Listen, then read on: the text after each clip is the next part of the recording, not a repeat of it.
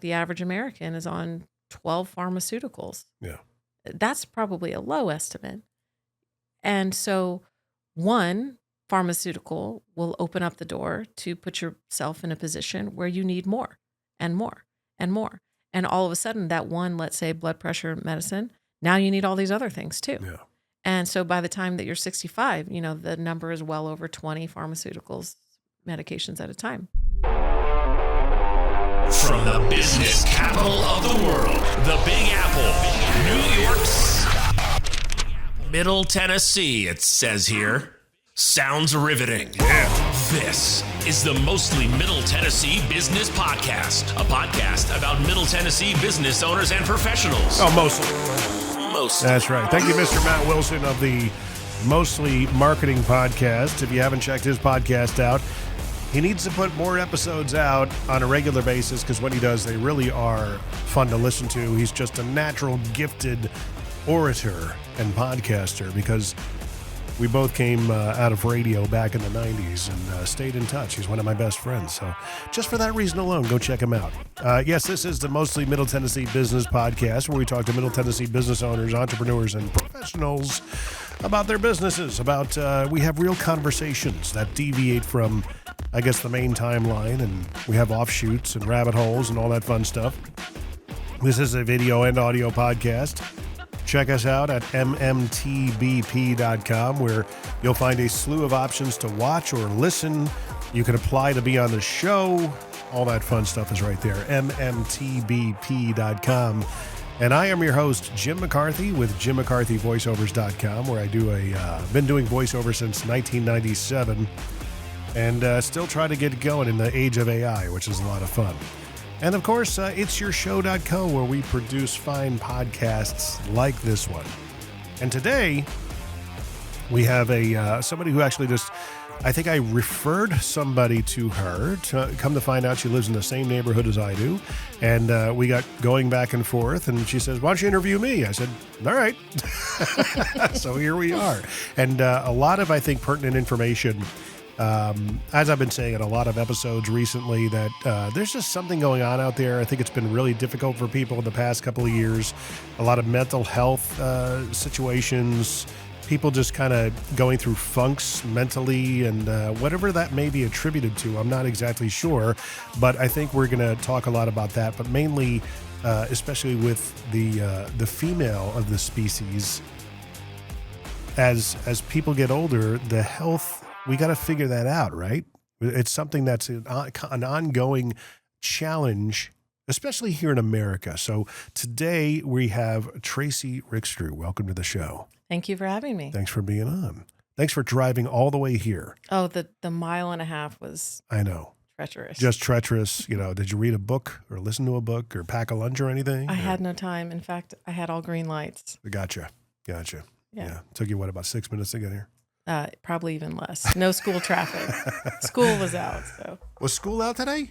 Well, at this time of day, didn't have any. That's true. High schoolers on the road. Drop off and pick up and all that stuff.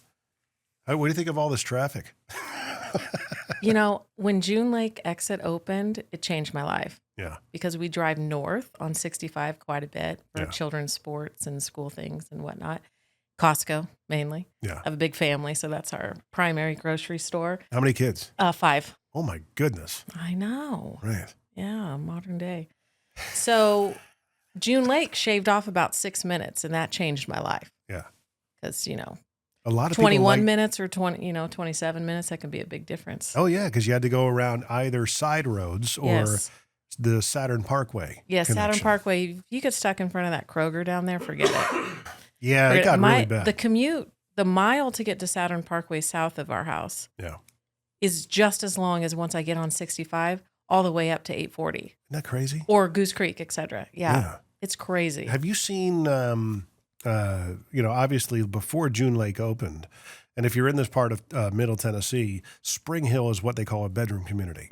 And the main access to it was a parkway off of 65 called Saturn Parkway.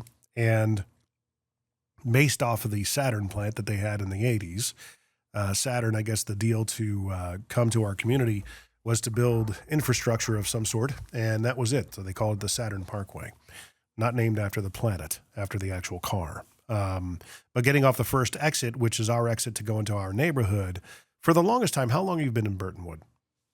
Ooh, 9 years. 9 years. So we're there almost 20. Okay. So 20 years ago. So were you from the beginning then? We were, I believe, phase 2. Okay. Yeah. So when you got off of Port Royal exit, before Kroger, it was like nothing. Right. No corner gas station, nothing. Kroger was a nursery at some point. And Buckner, or is it Buckner that goes? Yeah, I guess Buckner that goes through all the way up to Duplex and Buckner as we know it here. Yep. What didn't go all the way through. It actually had a cul-de-sac. Oh. Isn't that crazy? Yeah. So as this community has developed over the years, mainly telling this for the listeners, traffic has just become a nightmare. Like where you would get off this exit and heading north into our neighborhood would sometimes take you 20, 25 minutes, which should take you about 2 to 3. Right. Yeah. It got utterly ridiculous. Yeah. So June Lake is a new interchange they opened off of 65. Now that lets, I guess, Northern Spring Hill have access to 65 and vice versa. And I love the neighborhoods that are in this area. And I'll say this publicly because I don't give a damn. Who used to fly through our neighborhood to get to their neighborhood. Yes. Because ours is 20 miles an hour, and they would fly through at like 40, 45 miles an hour. Yes. Now they're complaining about all the speeders through their neighborhood. Right. How does it feel? Take that. I'll step off my soapbox now. So, but, here we are. We've got a nice construction project continuously happening outside of our office here. A lot of people come in and be like, hey, what do you think of that construction? And I'm like, what an utterly stupid question. What do I think of it? And sometimes I've been answering it. And I know it's a topic of conversation. It's like asking about the weather. Yeah. I'm really loving it. I love the construction. I love sitting in traffic for 20, 25 minutes unnecessarily. It's so much fun. Did you notice the mailbox that they never moved?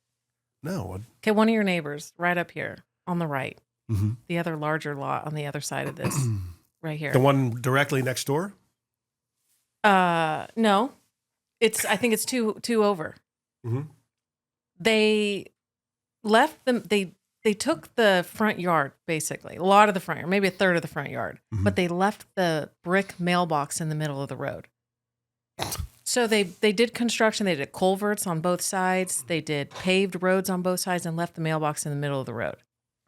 And only a week ago, moved the mailbox back onto the person's property. I never figured that one out. I did not see that. Yeah, and then they just recently rerouted us. So again, for those of you who don't know, they're widening this road out by us. And it's, what typically is like a weekend job in Texas is going to take about 9 months here. So yeah. I'll be glad when it's done because we need it desperately. Oh, we totally need it. And it's still going to be far behind in terms of what we need. But that's a whole nother story. Welcome to Tennessee. Exactly. What really confuses me is when they did put the stupid June Lake interchange in, they still have the damn bottleneck between Saturn and June Lake. Oh, I know. What the crap was that all about? I'm very thankful for it, but I feel bad for everybody who lives south of us because it made it worse for them. Because it goes to 3 lanes before Saturn Parkway, and then it goes back down to 2 lanes for literally maybe an eighth of a mile. Yeah. Maybe an eighth of a mile. Then back open to 3 lanes to accommodate June Lake, and then it goes back down to 2 lanes to get up to 840. Literally, I think it's 2 lanes for about 1.5 miles, 2 miles. Yeah. It's like, just widen the damn highway. There's room. I don't know why they don't. I don't know. Why didn't they do it here? Yeah, I don't know. Crying out loud. Anyway, this is why we're not talking about traffic for some reason. We shouldn't be talking about this, but, if you're a part of Spring Hill, you're going to resonate with this. This is a felt need. It is a felt need. So background, where did you come from and how did you get into all this madness? Yeah, born and raised in California. People say, where? And I say, well, do you know California very well? Because I literally mean all over. I was born in Marin County, just north of the bridge. Marin is like San Francisco area? Marin is just north of San Francisco. Right on the other side of the Golden Gate, you land in Marin County. Okay. Yeah, so in that area. And lived a little bit in Santa Rosa, Rohnert Park, then moved way down south to Riverside County. Grew up, most of my childhood was spent there. Then high school in Bakersfield, and then eventually college way up north. Now, when I say Northern California, people think San Francisco, but there's a whole 8 hours left of the state. Yeah. So basically Oregon at Humboldt State. It now just recently got usurped into the Cal Poly system. So now it's Cal Poly Humboldt. But when I went there, I knew it as Humboldt State University. So you're like a Tennessee hipster. You moved here before it was cool. Very true. I know people think I'm a political refugee. I'm like, no, I left 20 years ago. Yeah. So went to college. I was an athlete growing up, a competitive swimmer. And when I got to college, for my generation, it was like, you just go to college. That's what you do after high school. Right. You don't really know why. You just do. That's the next step. Yeah. So I went and I liked muscles in the body and how it worked. So I studied kinesiology. Married my high school sweetheart at that time, and we moved overseas to West Africa. We lived there for a couple years, working on community health projects, literacy, general education, small business, all kinds of things with a group of people that we knew from Northern California. We lived there for a couple years, and it was there I saw my own husband, many people that were expats living there, as well as the local community. Health was a huge need. Mm-hmm. Malaria is a big deal over there. There are other diseases that we have names for in America. They don't necessarily even have names for them, but people are dying. Mm-hmm. And I began to realize that I needed some skills in order to be able to physically help people in the way that I wanted to help people. So when we finished our time over there about 2.5, 3 years later, came back to Humboldt State, and went back to school, became a nurse. So graduated in a record time as a registered nurse because of my previous degree gave me all of the nutrition and the anatomy and the physiology and all of that health science background. I just had to do the nursing hours. Graduated as a nurse. Our first baby was born, and we were going to head back over to Africa. In the meantime, we moved to Texas instead, where my father-in-law had a large hay farm and a place for us to store all of our stuff while we moved back overseas to help more people. And it was there, everything just sort of shifted for me. And we ended up staying in Texas. Well, we did a short stint in Tunisia with our son, but ended up staying in Texas, starting a small business, and babies started to come. So Right. I had no idea how I was going to ever use this nursing background. It was just an interest and a passion of mine. And I kept it on the forefront of my hobby list. Like the books on my nightstand were health related, medical related, but I just didn't really know. I didn't ever see myself. Now that I had these little babies running around this hay farm, would I ever go back and work in a hospital or in this conventional medical setting? I didn't really see it was possible. There was a part of me that felt like, ooh, that was sort of a waste of time. Now, simultaneously, like I mentioned, I'm having these babies. These babies are being born at home on this farm, far from medical help, but with midwives. And people get sick. That's what we do, right? But I'm not calling the local doctor's office and getting them on antibiotics and picking up prescriptions at the local Walmart. I'm using herbs or homeopathy or trying to find ways that I can use nutrition to boost their immune systems. So it really hits home when you have your own children and you think, how does the body actually work? How do we get sick and how do we recover? So years of mothering really set the stage for me to understand with the conventional mindset and training that I had, plus real people, how do we actually heal our bodies? And I just thought, well, all this stuff is going to be good for me and my kids. But then friends start texting me, calling me. What do you do with this? What happens with this? What do we do? How did you treat this, et cetera? And I sort of became like the go-to. And because it was just a natural interest of mine. And fast forward, we ended up leaving Texas, moving here to Tennessee. And my husband took a job in corporate healthcare in Cool Springs. And we moved here about 11 years ago. We first started in Cameron Farms, just up the road. Yeah, right over here. Yep. And then moved down to our neighborhood now. After my fifth baby was born, I got a fever that I just thought, oh, shoot, this kind of stinks. It was in the fall, thought it was going to last about 2 days, be back to normal, no big deal. But that's not the course that my body took. It was about a 5-year dark night of the soul where I I ended up with chronic, mysterious health symptoms that nobody could seem to explain. Of course, I went to my doctor. Of course, I went to conventional medicine. What's wrong with me? Took all the tests. Nothing. You're normal. You just had a baby. It's hormones. Don't worry about it. You're fine. You'll recover soon. And I didn't. So then I went to specialists. Then I started to fly. Then I traveled all over the United States trying to find answers for myself. I had to become my own advocate. Doctors weren't providing the answers. Suggestions from conventional medicine didn't seem to work. And so I had to think outside of the box. So all of these life experiences kind of brought me to a place where I remember saying, if I ever get well again, I'll spend the rest of my life helping women who are just like me, raising kids, sick at home, and have no answers. And eventually I did get well. Like I said, it took about 5 years, got to the other side of that. And it was a gradual process of me uncovering root causes, me discovering how the body actually works, me discovering how the body gets to a chronic illness place and how it gets out. And when I did get to the other side, I thought, okay, now that I'm here, I need to do something about this. And so due to the way the medical system has shifted to a lot of online education, just from my own house, I was able to go back to the educational side of things and take certifications and get more licenses that would allow me to help people virtually without having an actual office. So that's kind of how it started. Really was a passion project to help women in particular, although I have male clients, but help women in particular get their lives back, basically to get out of survival mode. As a mother myself, I really do believe that motherhood is the best season of life. And it feels like it lasts forever, but women older than me tell me it doesn't. You know, the days are long, but the years are short type of thing. And there's too many women out there who are suffering with symptoms that they have no idea. They can't explain them, and neither can their doctor. And they're told that they're normal. And they're told that it's just a part of aging or it's just a part of life. And they need to take more vitamins, eat better, lose weight, and you'll be fine. But that's not actually most women's experience. So I opened up Tracy Erin Wellness as a way to make root cause medicine accessible to women who wanted real answers.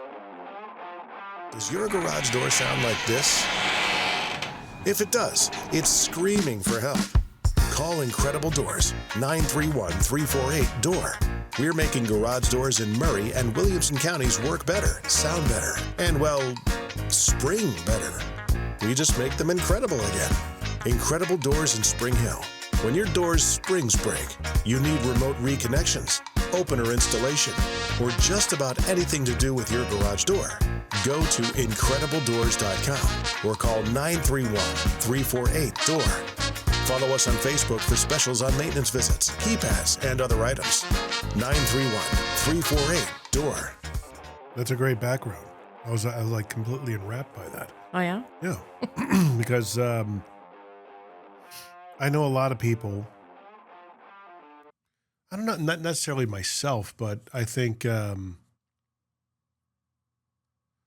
just some people might know, just people in my life that get to a certain age and at least for me, it's been like brain fog and struggling through that.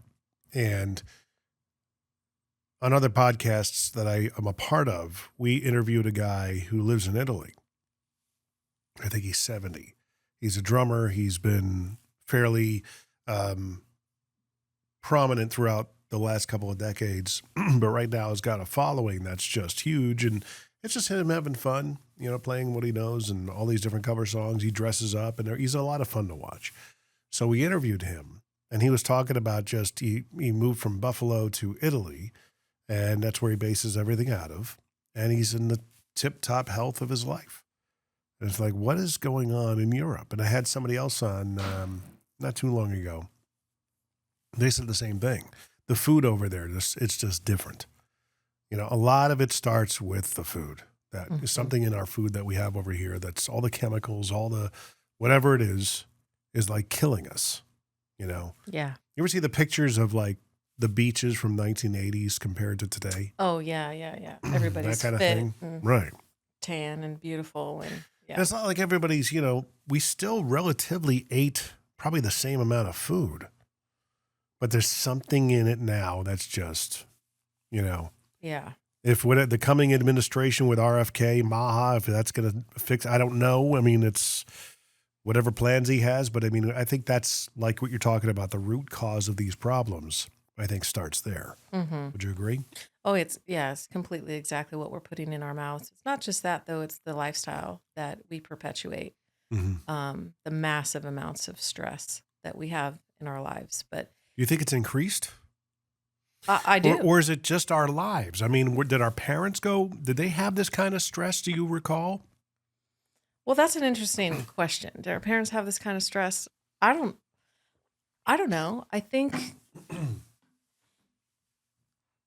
we have a mindset now that is we as we use that term, the rat race, we get stuck. Yeah. We get stuck in the perpetual achievement mode. And here's a rabbit hole for you. We can talk about feminism for a minute. Women have fought to become equal with men. Right. And that's not without a price. The price that we paid is that we've lost some of our true femininity in our fight to be equal with men. Even saying that word is tough. Yeah. Femininity.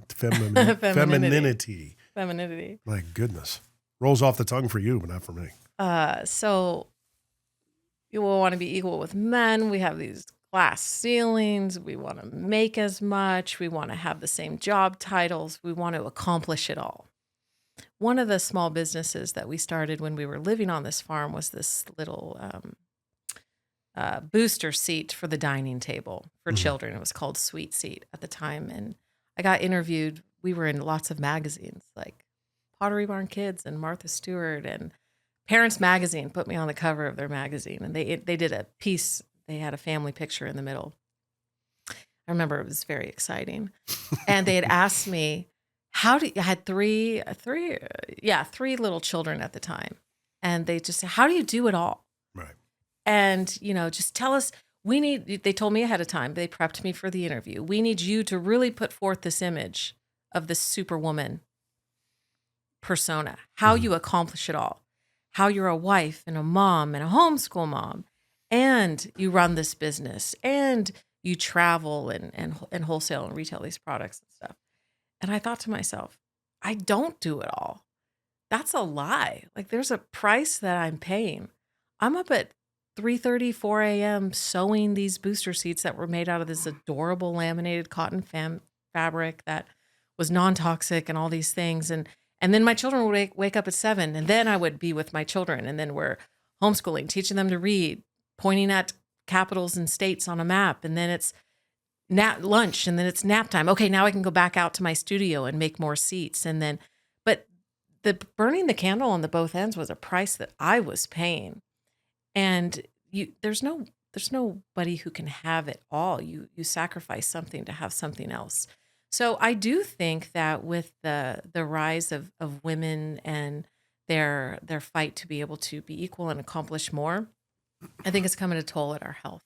Yeah. I think we've lost the softness of our femininity. I think we've lost the vulnerabilities of our bodies and the fact that we do need rest. And we are nurturers, but guess what? We too need to be nurtured. Mm-hmm. And as we spend our lives caring for other people, who's caring for us? We have to care for ourselves. And women have a hard time doing that. We have to-do lists that last a mile long. Yeah. And we're very proud of all of our accomplishments. And I can relate to that. But at the end of the day, we're paying a price for that. And it's, I totally understand that. And I think hustle culture probably hasn't helped. That's come about in the last decade or so. It's really kind of permeated and, made people feel there's a lot of inadequate shaming type posts on social media. One in particular, especially when they talk, there's dare I say fat shaming, I know I'm not in the best shape of my life, but I'm doing everything I can to make sure that my family not only stays above water, but at least has a little margin for the first time in our lives. But that takes a lot of work, especially now. Mm-hmm. My wife stayed home with our kids all throughout their development. Mm-hmm. And that was something that was unheard of. It doesn't happen anymore. Right. But somehow we made it work. But I remember having a conversation with a woman when I sold cars. I just started to trauma dump on her. She was just easy to talk to. And I said, here I am pushing 40 and I've got nothing financially to show for it. I've got nothing in the bank. Everything's just, we're living paycheck to paycheck. And she goes, you are so hard on yourself. I'll never forget when she said that. And I said, you're right. I never thought about it that way. She said, you all of your resources went into making sure your kids, how is this different than any other time, throughout generations? If anything, the last couple of generations have had it pretty good. Yeah. At least the boomers.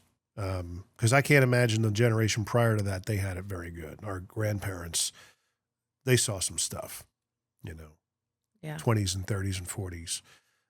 So that's why I ask, are we thinking that we have so much more to do, or at least the impetus to go and pursue and achieve? Or is it like, I feel like I'm doing that, but I feel like I'm just trying to survive. Right. And I think there are a lot of men out there that feel the same way. I think women get a lot of the spotlight because they're more outspoken about it, but men don't say anything. Several episodes ago, I had a woman on. She reached out to me. She wanted to be on. We become like besties. She's great. She lives right over here, actually. And while we went into the podcast to talk about her personal branding and makeup artist background, it became one of the most vulnerable episodes I think I've ever done. And she's like, more men need to be saying what you're saying, that it's okay to feel this way, So I think it's all around right now.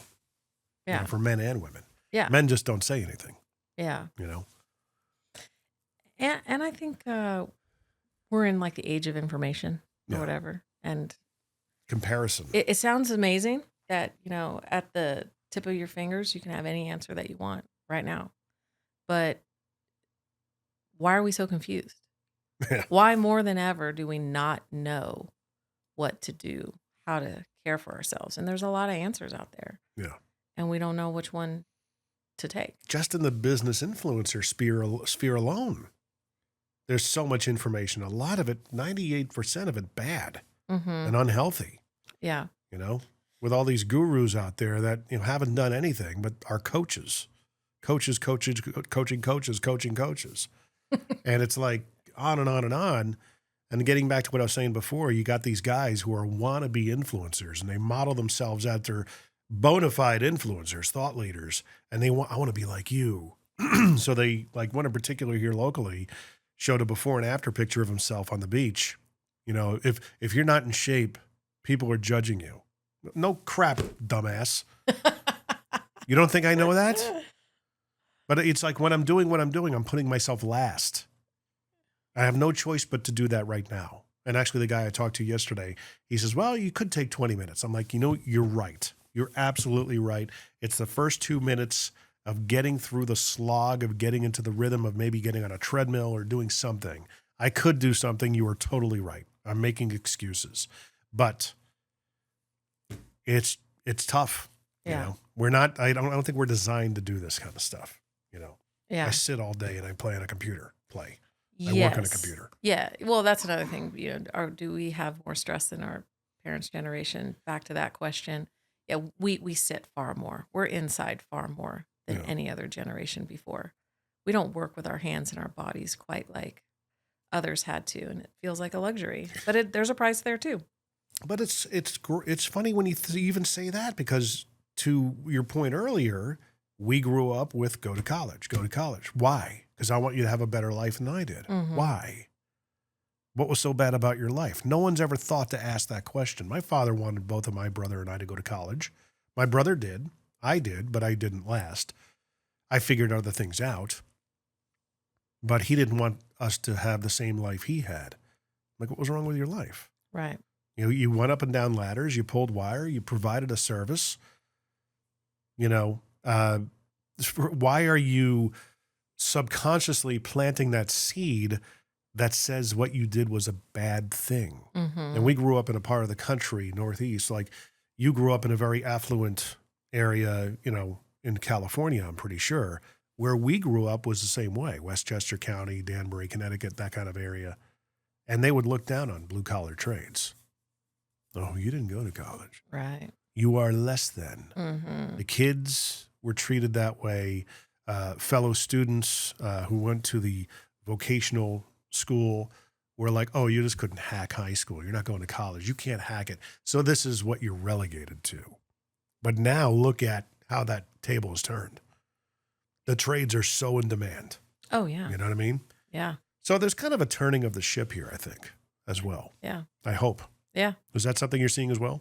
Yeah, I think so. Yeah. I mean, I think something I was told when my oldest started high school, a mother older than me said, just watch. By the time your kids are ready for college, it's going to be obsolete. Yeah. And I couldn't even wrap my mind around that. Like, how could we get to a place in our society where going to college, quote unquote, was no longer the paramount? And think about it this way, that if, like, we're going through this now, our oldest, how old is your oldest? My oldest is 19. Okay, so did they go to college or are they in college? Yeah, he's in college right now. Did you Freshman year. feel the pressure that, well, if we don't afford this opportunity for them, we're bad, or we have a guilt complex? Because we kind of have that. We've got my oldest daughter who's in her first year of college, going through all the financial aid and all that stuff. And there's an inherent feeling of guilt if we can't afford this. And it's like, why do we feel this way? Mm-hmm. You know, you will figure it out. You'll figure out life as long as you know that. Mm-hmm. You know, does it have to be at, you know, what justifies multiple tens of thousands of dollars for an education? Right. You know? Right. But is that guilt factor there for you? Yeah. I know it's for us. Yes. And what factors into my decision about the whole college discussion with my children is, what do you want to do with it? Because unlike my generation where it was like, you just go because that's the next step, we need to think about why we're attending college. For example, my second son, who's 15, almost 16, he's got incredible skills with photography, graphic design. He does some of my Instagram work. He helps me a lot with visual appearance of things. He just has that eye. Some people have that. And he's slowly starting to get accounts with people and take over their content production. And he has a very fancy camera on his Christmas wish list and wants to get into sports photography and events and weddings and things like that. Does he need to go to college? I don't know. He has so many skills as a 15-year-old. He could go to college if he needs to. Now, my firstborn wants to go into the realm of physical therapy or chiropractic school. Unfortunately, there's kind of no way around that except for to get a bachelor's and eventually a master's or a doctorate in order to hold that position as a business owner in society. So if there's a way to create a future without going to college, so I don't know, I think it really comes down to, do you need this? Do you need this to do the next step? And then that's when the real discussion comes in, if it's a yes. My wife and I think, differ on that opinion with college, because I was always of the mindset of, you know, kids, I don't care if you go, if you don't. I really don't. I didn't go, and I came from a time where it supposedly gave you an edge. I think it gives you just a mountain load of debt these days if you go about it the wrong way. Yeah. I will not be co-signing any of that. If you're 18, you're of an adult age, I will certainly counsel you and guide you and advise against taking out any sort of loan.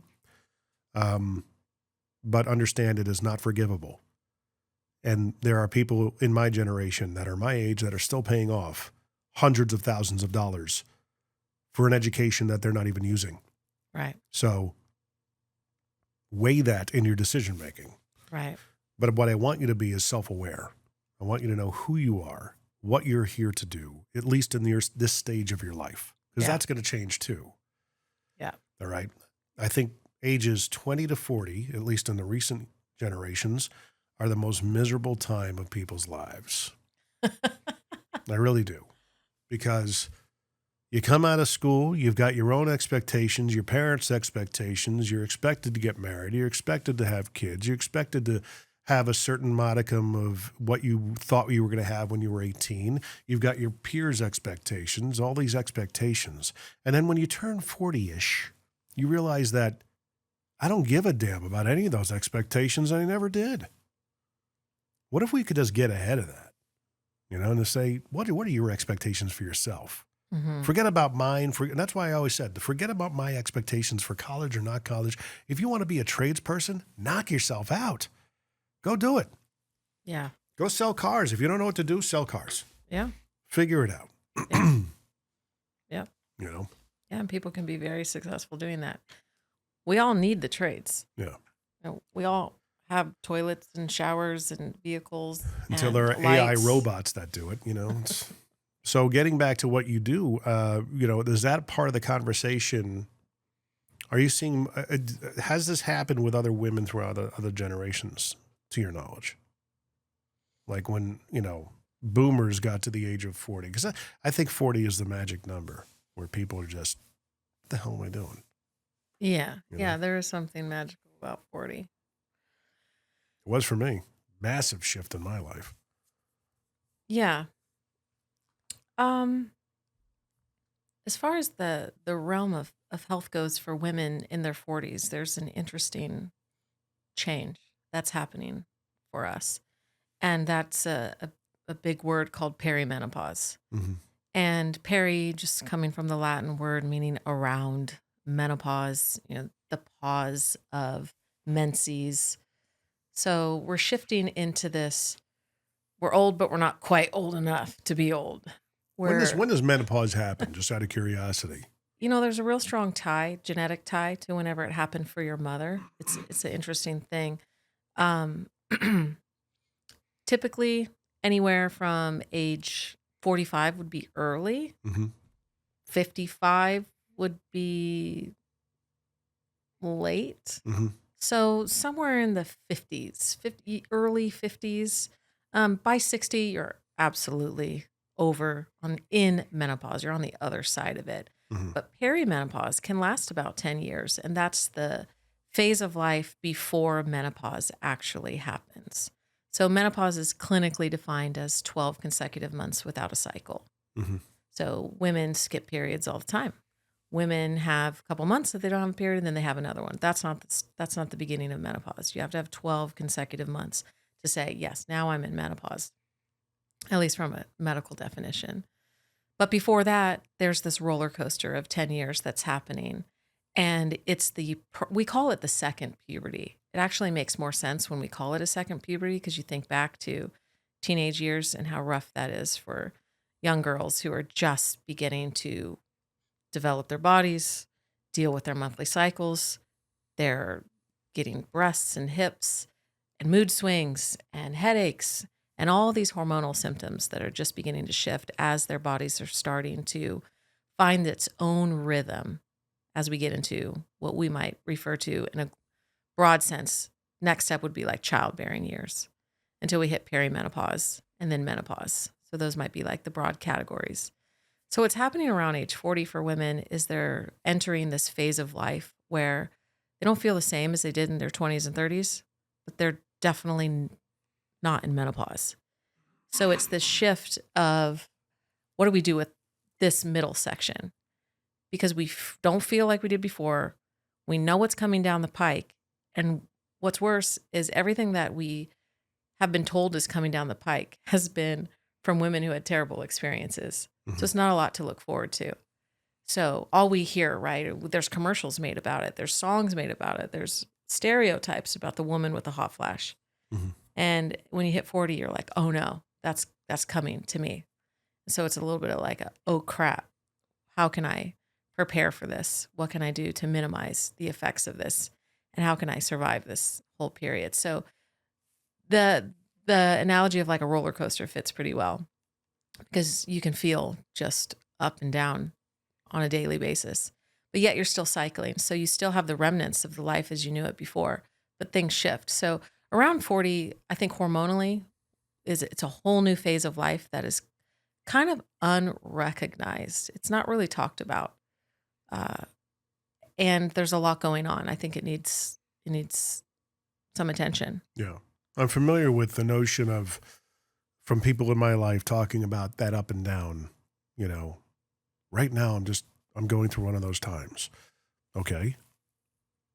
And recently I heard it put, but this time it just feels different. Is that common among women of a certain age? Yeah, for sure. For sure. Perimenopause is unlike anything they've experienced before. And so if we think of it like a second puberty, the roller coaster that you had as a teenager is, and in fact, scientifically, what we know about perimenopause is that if we had a rough time in our early teenage years as our cycle is beginning, and all the hormonal shifts that are happening in, you know, let's say starting age 11, 12, here's another rabbit hole. Why are girls starting periods at age 8, 9, 10? Talk about the chemicals and the toxins in our food supply, which is contributing to that. A healthy initial cycle should really begin around age 12. Let's say 11 would be early. All of the turmoil that happens there, if we had a rough time then, we are likely to have a rough second puberty as well, which is interesting. But, you know, as they say in functional medicine, that there's a term that goes, genetics is the gun, but our environment pulls the trigger. So we can have this setup situation, but it doesn't mean that it has to come to fruition. So what does that mean? If we had a really rough time in our first puberty, do we have to? Are we destined to a really sucky second puberty? No, there's a whole lot that we can do to smooth out that phase of life. And so that's really where I focus, is to help this transition for women through all of these hormonal roller coasters. Because contrary to what they're hearing in conventional medicine, there is a whole lot that we can control. There's a whole lot that we can alter so that our life experience is better. Right. So where do you start with that? What are the things that women listening should be paying attention to? And how do they, you know, what is a good starting point to reach out to you, and how do you begin with them? What's your process? Yeah. So most women, they start with this realization that they're just not right, and they know it. And, you know, women, part of that whole feminism thing that we touched on before is this: we've lost our intuition. That typically is a feminine trait, that we follow our gut. We trust our instincts. We know instinctively the right thing to do, but we've lost touch with ourselves in this rat race, as we referred to before, of trying to be, you know, more than we really ought to be doing and ought to be being. So as we're trying to keep up with this standard out there, we've lost this feminine self where we trust that something's wrong. So we live like, oh, we're fine. Just keep pushing, keep next day, next thing. But simultaneously, deep down, there is this knowing that women have, that I'm not where I should be or where I could be. And so first step really is getting women to trust themselves again, and to understand that when they are feeling that they know their headache is not a normal headache. They know that mood swing does not need to be there. Or a headache that won't go away. A headache that won't go away. You know, so trusting themselves really is where this all needs to be, is where it really needs to begin. But so once they can kind of get their minds wrapped around, open up to a possibility that there is something that can be done. This is a whole realm of empowerment. You know, this is a whole realm of like, okay, I can do something about it, because we just really want to trust the white coat. We want to trust the consensus of the medical community that, you know, there are just things in life that we just have to put up with. Once we can come to terms with, no, I actually think there's something better for me out there. Once we can accept that, then the whole world becomes possible and we can begin to have control and some power over the way that we feel, right? And so we first have to recognize that there is a possibility that we could feel great, that actually we can love living inside of this body that we have. We can wake up and feel amazing. That's not just for the movies. It's actually possible for me too. And once our mind is open up to that possibility, I think we can begin to accept things that we probably would have ignored before. And, this comes down to like lifestyle. When you don't really think that anything makes a difference, are you going to go to the gym? Are you going to get up and walk? Are you going to spend those 20 minutes actually walking? No, because deep down you really think, well, it's not really going to make a difference anyway. And so having a mindset open to new possibilities is everything. Sometimes it's the difference between what we might call success and failure for people. Do they actually achieve their health goals or not? Do they believe that it's possible? That's kind of where everything needs to begin. But beyond that, I think we need to, since I'm in the realm of functional medicine, I love to start with testing.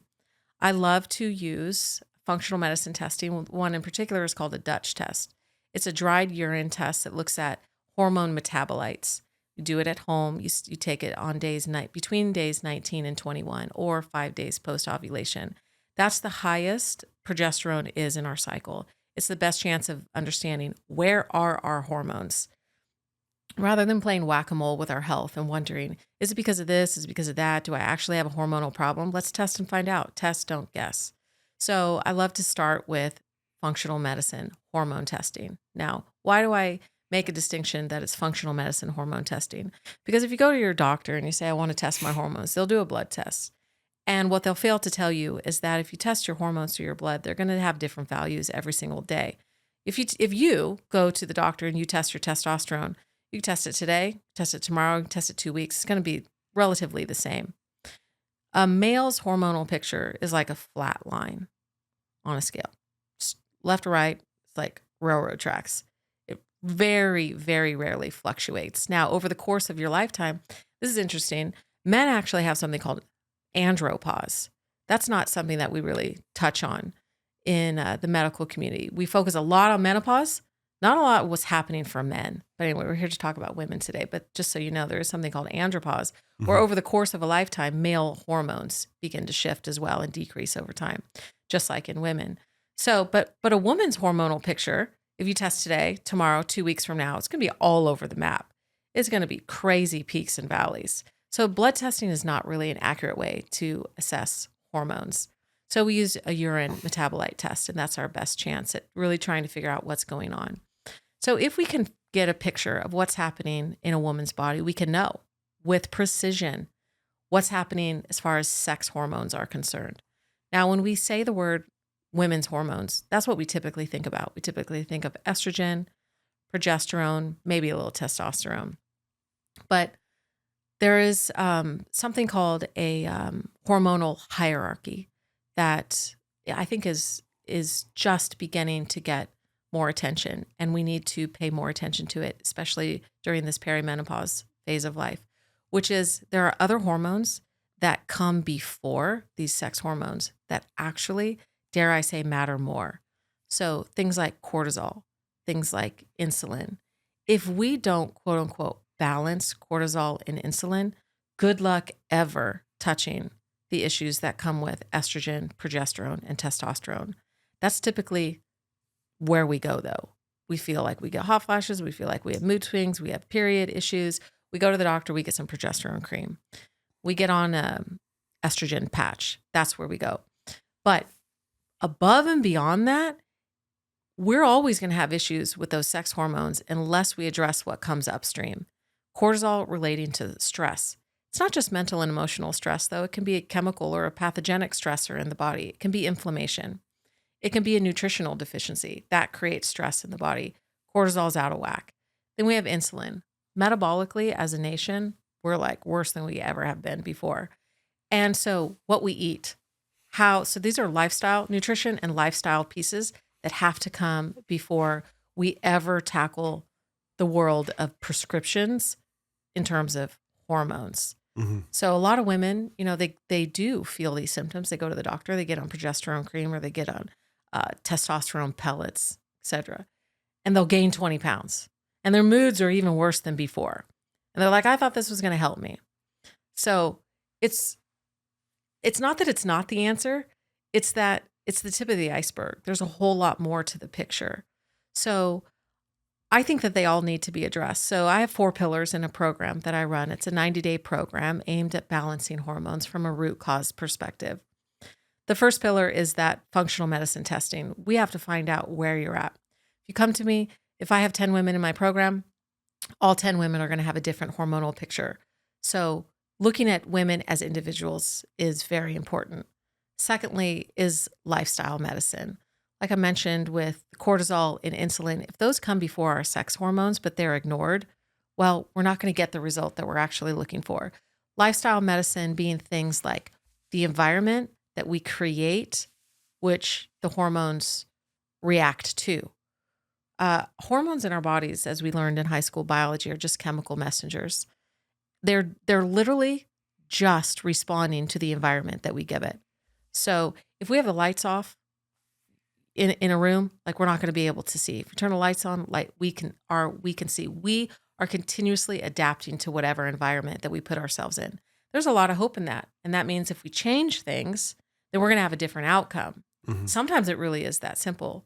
Lifestyle being things like things that we do with our bodies, the way that we move, the foods that we eat, the thoughts that we think. Our minds have a tremendous capacity to influence the outcome of our health and wellness experience in life. So lifestyle medicine is a huge part of that. Third would be transformational thinking. Mindset is another way to say that. Like I said, every cell they say, be careful what you're thinking, every cell in your body is listening. Mm-hmm. So the way that we think about ourselves changes the actions that we take. So there's a something that I teach in my program called the thought model, which looks at where thoughts are in relation to actions. Where do emotions actually play into things?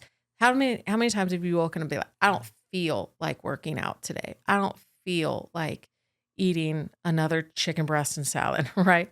So we have these emotions that are running our lives, and we think that's actually the main driver. If we could just feel differently, emotionally speaking, then we would actually think differently, and then we could do differently. But we have to back up and realize that our thoughts are actually creating our emotions, and our emotions are creating our actions.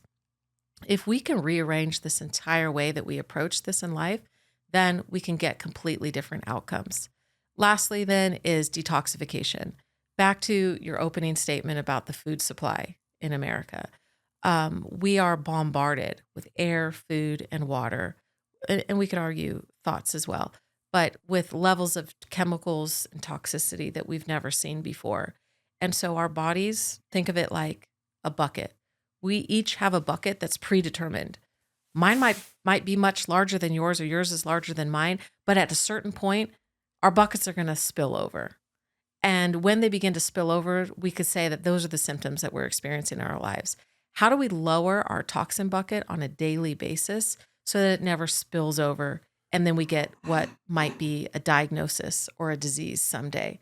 So we need to have practices in our lives that are continually lowering our toxin bucket so that we can be dealing with this environment that we live in. Mm-hmm. It doesn't mean that we ever achieve a toxin-free lifestyle, but there's so many things that we can be doing on a daily basis that are lowering that so that we don't ever approach. This really fits into the realm of preventative medicine. What can we do before that diagnosis hits? What can we do before the doctor says, I have bad news? Yeah. There's a tremendous amount. So with personalized testing, with lifestyle medicine, which includes nutrition, with transformational thinking, and with daily detoxification, this is how we actually achieve hormonal balance, all the while following the idea that there is a hormone hierarchy built into our body. So just adjusting progesterone and testosterone, a little bit of estrogen here and there, isn't going to actually get us the result that we want. So we need to begin to look at the body holistically as a big picture in order to achieve feeling the way that we want to feel in our lives. So you're talking about the HRT therapies and stuff like that, and things that have permeated culture in the past couple of years that are kind of like Band-Aids. Right. You're talking about Very much so. Right. You're talking about the root cause of all these things is what, ultimately what we feed ourselves. It really kind of comes down to that and assessing where we are now. And man, that's just incredible. I mean, how are you in time? I know you had to get out of here at a certain point. Yeah, actually I'm good. I rearranged the next step. So case studies, success stories that you've had, which one kind of comes to mind? You could tell. Yeah. Okay, so many. All right, so I work with women really ages 25 to 55, I'd say, although right now in my program I have a 74-year-old.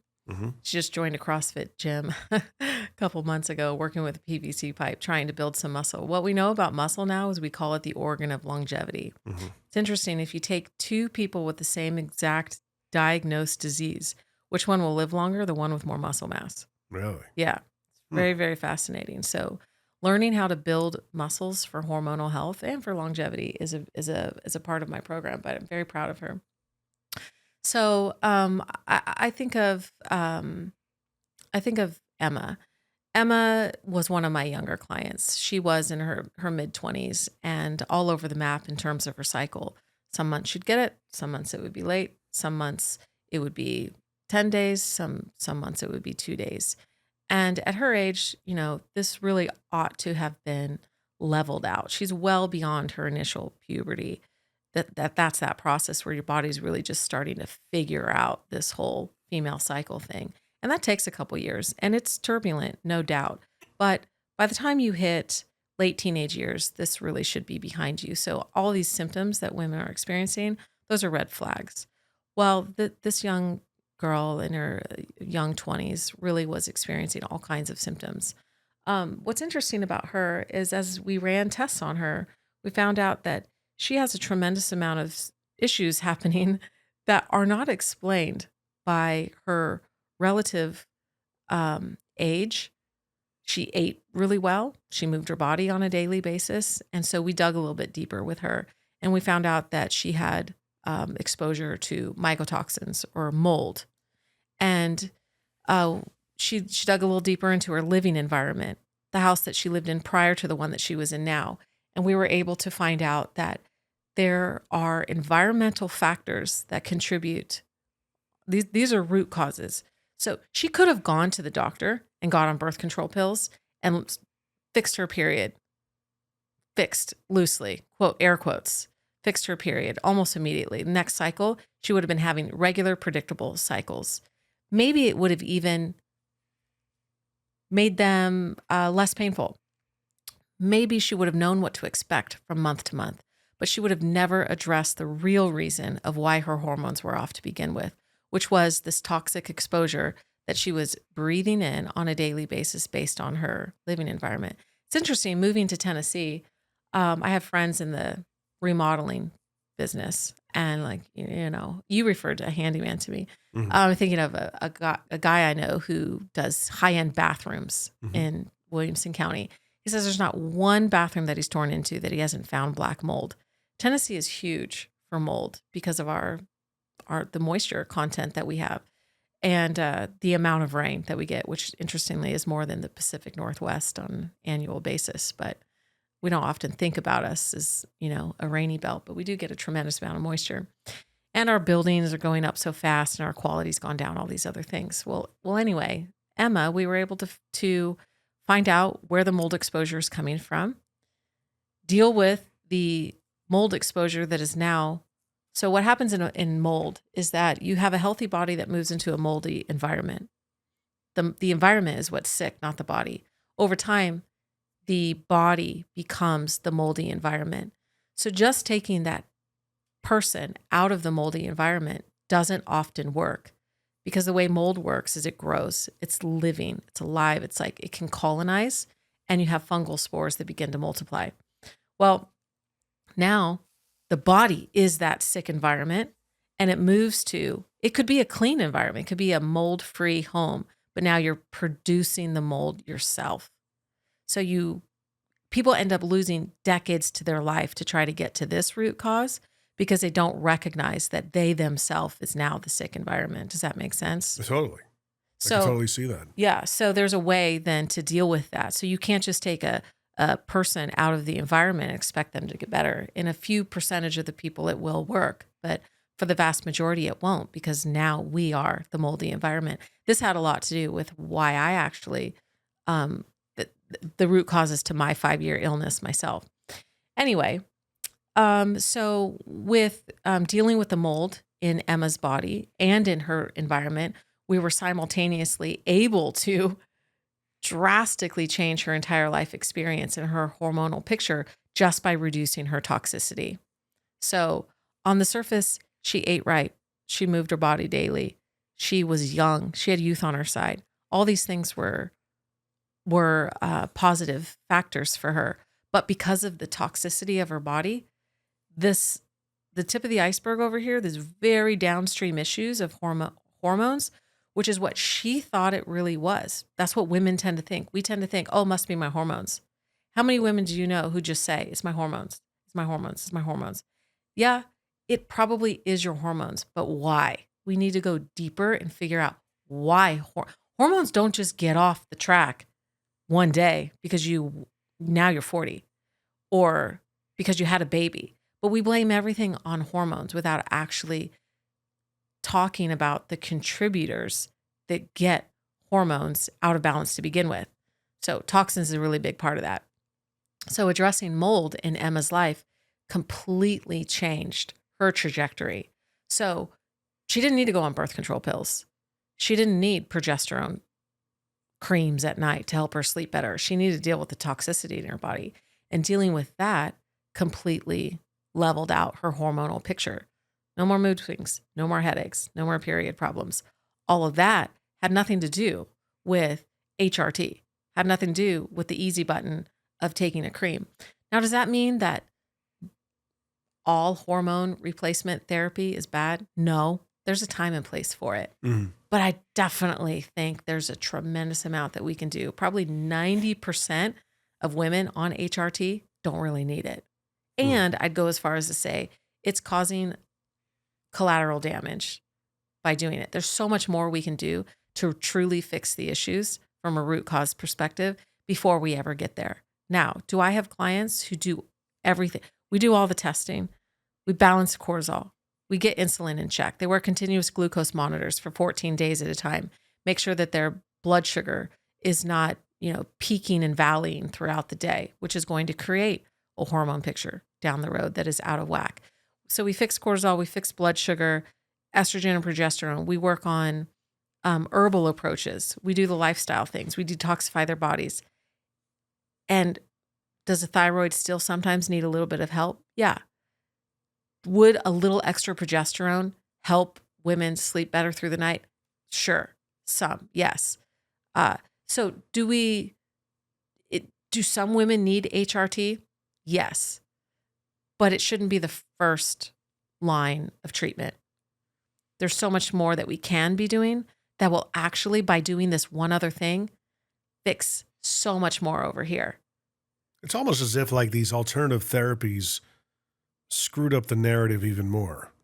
That's kind of what I'm hearing. Like everything that you're saying is making sense. Let's figure out where you are first. Let's figure what's in your body. If, you are the mold, like you were talking about, if there is toxicity, it seems like that holistic approach is getting more and more popular and needs to be part of the narrative now. But you have so many hurdles to overcome, right? Which those types of treatments, of course, white coats tend to win out because there's for some reason a natural trust that comes along with it. But no one is, or a lot of people just aren't seeing the fact that what drug can we get you on to fix this? The easy button. Yeah. Has that kind of been a big challenge for you? Is because you have the medical background, you have the legitimacy, you are an RN. That helps build credibility in the mind of people that hear this for the first time. And I think there's an inherent impression amongst people now that they know what I've always thought, even in our house, like maybe there's something in the house. Mm-hmm. You know what I mean? Because I don't know. Is it even just the domesticity of building houses. Domesticity, that's a tough word to say. That's a good one. Building houses where you're surrounded by electrical wires, you're surrounded by Wi-Fi now. Yeah. You've got potential traps for moisture, things of that nature. And if they're not treated the right way, I mean, crawl space encapsulation, is that a good thing? Mm-hmm. Should they be able to breathe? I don't know. Right. You know what I mean? Right. And it's almost too late to find out. Or the results of these types of technologies, you find out too late what they can possibly do and if they're detrimental. Right. You know? Yeah. So I don't know. And I don't want to disparage doctors as a whole. Right. I think there's a time and a place. I think, if There are some that are quick to prescribe. If we get in a car accident and we need trauma help, I want the best surgeon there is. Yeah. I want the best medical facility I can find.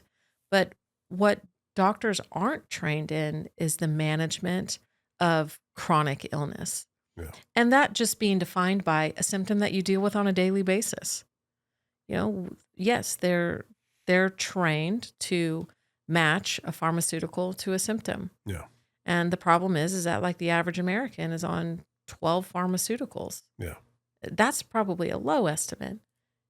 And so one pharmaceutical will open up the door to put yourself in a position where you need more and more and more. And all of a sudden that one, let's say blood pressure medicine, now you need all these other things too. Yeah. And so by the time that you're 65, the number is well over 20 pharmaceuticals, medications at a time. Right. So it's absolutely a problem. So doctors mean well. I just don't, they don't even have one course in nutrition in medical school. Wow. So I think maybe the problem is let's put it on, let's take the responsibility on ourselves and say, why do we expect somebody who's trained in heart surgery to be able to manage my mood swings? Yeah. Let's go to him for what he's really good at and what he's trained in. But we have family medicine, and that's generally, as a society, when we get symptoms on a daily basis, we go to these general practitioners and we expect that they will know how we should handle all these. So Right. Thankfully, with the realm of functional medicine becoming more popular and concierge medicine, where we can now see providers outside of insurance networks, Yeah. so their hands aren't tied behind their backs. They don't have to say that you have this one thing and this is your one realm of treatment. Even house visits are becoming a thing again. House visits. Right. And then here's where I enter the scene is virtual practices. Yeah. Like right here from your computer, we can have a phone conversation through Zoom, or Yeah. we can use an app where we walkie-talkie back and forth together, where some of my clients are at a restaurant and they're like, I've got to hit my 30 grams of protein. What should I eat? Screenshot me the menu, and then it's like, boom, within 2 minutes, people have answers. I'm at the health food store. What do I need to get for this particular thing? It's like we become more accessible now. So that is a blessing of our generation, that we have everything at our fingertips. This is one of the bonuses. This is one of the upsides of the age of information. We just have to be able to recognize the riffraff and The hucksters. yeah, that too. People that are putting the bad information out there. Yeah. Like those damn business influencers and thought leaders. Yeah. Yeah. But to your question earlier, most of the women who come to me, they've tried a lot of other things and they realize that didn't work. And they intuitively do know, they do trust their gut. There is something wrong with me and I shouldn't have to feel this way on a daily basis. I know there's more. Yeah. And so the women who come to me are fairly motivated. They recognize that, like, you know what? Nobody's coming to save me. There's no way out except for the way that I create. Mm-hmm. So I gotta do something. Yeah. And so when they come to me, they're fairly motivated. They're like, let's do this thing. So what is it going to take? And that's a really wonderful client to work with. Yeah. The person who's been a little bit at their wit's end and they recognize they're the hero of their own story. Mm-hmm. Nobody's coming to save them. And so we've put doctors in the hero spot of our lives. And so we go to them and we say, fix this. You're going to do this for me. We trust whatever you say. You're going to help us get to our goals. And when that doesn't happen, we just don't know what to do. Yeah. Overwhelm sets in. We feel like all of our options are exhausted, Yeah. and here we are. I just think it's amazing that even just with all the different things, the maladies that are out there, you got cancer at an all-time high. You've got, the autism, whether it's the ability to diagnose it better these days, or if it's actually happening and it's on the rise. There's so many things happening more. And I've been saying it for the longest time. I'm like, look, I'm not the model. I don't always shop on the external ring of the store. I like my processed food much like the next guy, and having a McDonald's from time to time. But it's the standard American diet. Sad. Mm-hmm. I'm sure you've heard that before. It comes down to the food. We talked, actually it was one of my guests, like I said, he spent some time over in Europe. He says that the thing is in Europe, they know how to eat. They can eat generally a lot, and it doesn't affect them because the food is pure. It's not FDA regulated. Okay. He says the trade-off is the fact that you can't run a business there. You can't start a business there.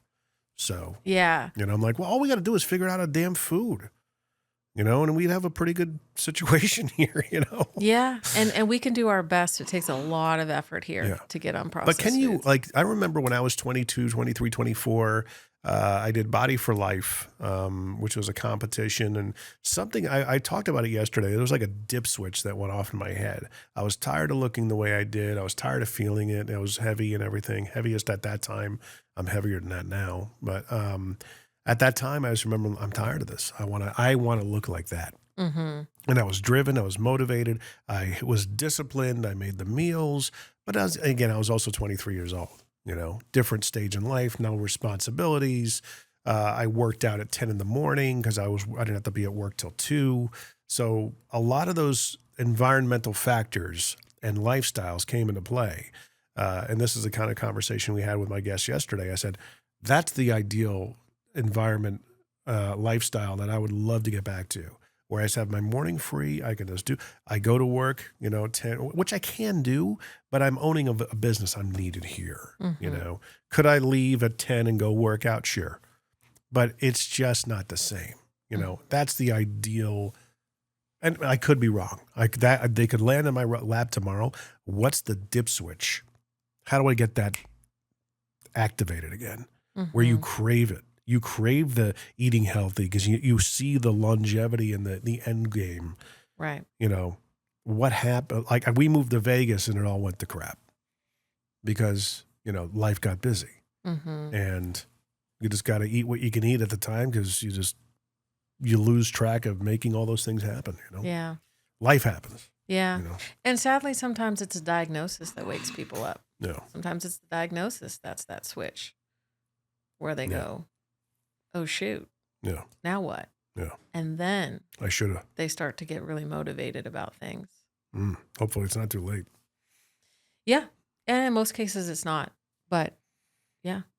Yeah. Well, how do people find and follow you and get a hold of you and everything? You have a website? Yeah, I have a website, TracyErinWellness.com. I'm most active on Instagram. What's your handle? At Tracy Erin Wellness. Okay. I have my own podcast called Tracy Erin Talks. And you're talking a lot about this? Yep.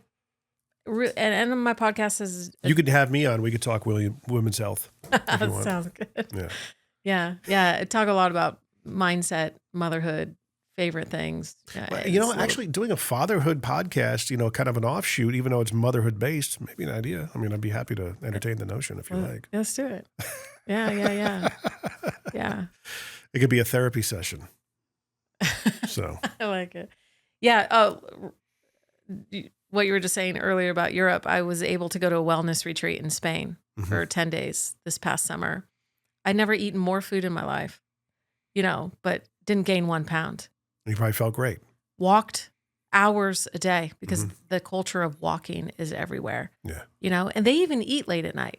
They do things that I tell my clients not to do. You're not supposed to eat before you sleep. Yeah. Well, yeah. Well, and we need to get more in tune with our circadian rhythm, which happens to be the cycle of nature. Yeah. So when the sun is up, general rule of thumb is eat when the sun's up. Mm-hmm. Sun's down, don't eat, right? Mm. But Spanish That's a good culture, rule. they're eating dinner at 10 p.m., Yeah. you know, because they have this huge siesta and their culture goes until 2 a.m.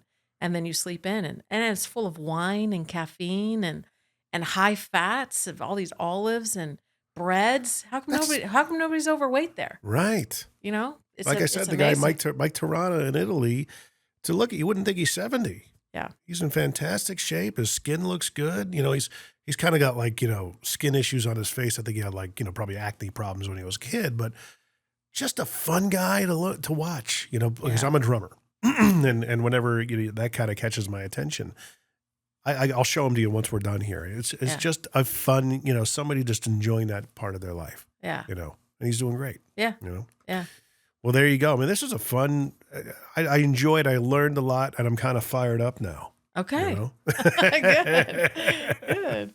But there you go. All the information will be in the description as usual. TracyErinWellness.com, the Instagram handles, all that fun stuff. And of course, follow us, subscribe, rate, share at MMTBP for the podcast, mostly Middle Tennessee Business Podcast.